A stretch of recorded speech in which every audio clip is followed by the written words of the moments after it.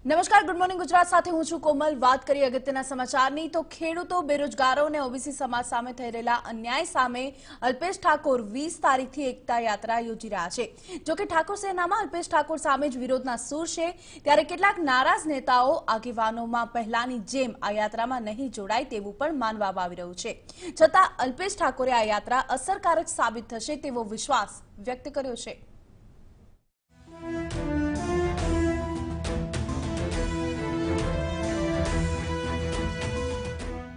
ગુજરાતમાં કોંગ્રેસમાં ચાલી રહેલા સંતોષની વચ્ચે અલ્પેશ ઠાકોર આગામી 20મી જાન્યુઆરીથી અંબાજીથી વધુ એક યાત્રા યોજી રહ્યા છે। આમ તો અલ્પેશ ઠાકોરની આ યાત્રા શિક્ષણ, રોજગારી અને વ્યસન મુક્તિ જેવા મુદ્દાઓને લઈને રાજ્ય સરકારની સામે યોજાવાની છે, પરંતુ સાથે સાથે કોંગ્રેસ પક્ષ સામે પણ શક્તિ પ્રદર્શન સ્વરૂપે આ યાત્રાને જોવાઈ રહી છે।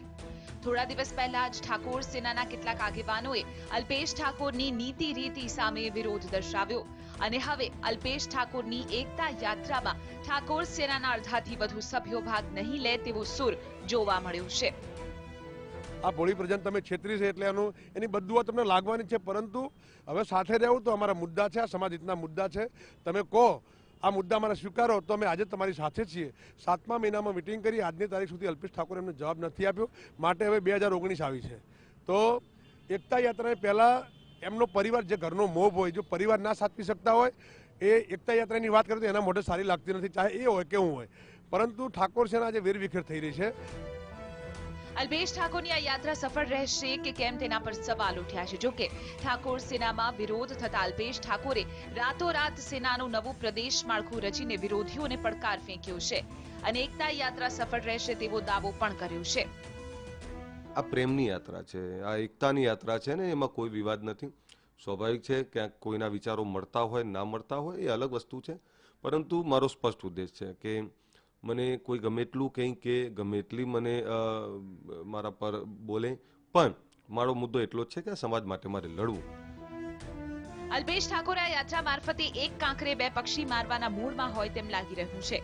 ગુજરાત કોંગ્રેસ પણ આગામી મહિને રાજ્યવ્યાપી યાત્રા યોજવાની છે અને તેની પહેલા જ અલ્પેશ ઠાકોરની ઓબીસી એકતા યાત્રાથી બળતામાં ઘી હોમાય તેવી સંભાવના છે।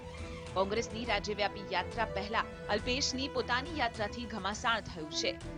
અલ્પેશ ઠાકોર જે યાત્રા યોજશે તેનાથી તે ન માત્ર ભારતીય જનતા પાર્ટી સરકારને ઘેરવાનો પ્રયાસ કરશે, પરંતુ સાથે સાથે કોંગ્રેસ પક્ષમાં રહેલા વિરોધીઓ સામે પણ શક્તિ પ્રદર્શન કરશે। હવે આ યાત્રા બાદ અને લોકસભાની ચૂંટણી પહેલા અલ્પેશ ઠાકોર કોઈ નવા જૂની કરે તેવા પૂરેપૂરા એંધાણ જોવા મળી રહ્યા છે। સચિન પાટીલ સાથે નરેન્દ્રસિંહ જાદવ, TV9 અમદાવાદ।